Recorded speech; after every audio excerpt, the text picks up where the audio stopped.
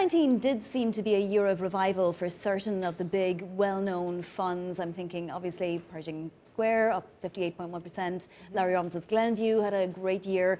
Several others had good years.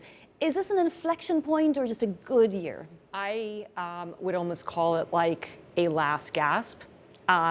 If you look at, first of all, the market, let's not forget, was up 30% this year. So first you have to look at how much of those great returns were correlated to the market, and then look at the composite of the return for 15, 16, 17, and 18, the 4 years preceding this year. You mentioned Pershing Square. This is the first year in 5 years where he's had a positive return.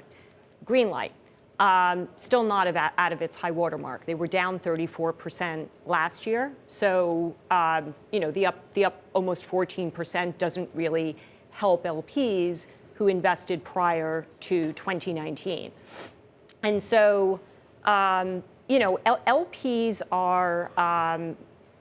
are hip to this. They're aware of what's going on. They're looking at the composite of, if I invested with you in 2015, how did you do for me? And the reality is, if you look at the aggregate return for 15 through 18, these funds, and this is the majority of the hedge fund industry. There's a whole other category which has done well, but they're few and far between. But the majority of these key man funds, and it's not just long short equity, it's macro too. I know Brevin had a good last 2 years, but the years preceding that were not good. So if I invested with you in 2015, how did you do for me? And the reality is, with the exception for the most part of this year, LPs would not have made money in that time period, from 15 through to 18. So is that to say that 2020 is going to be a very important year for hedge funds to prove that, yes, they can continue to create alpha even in a market that just refuses to go down?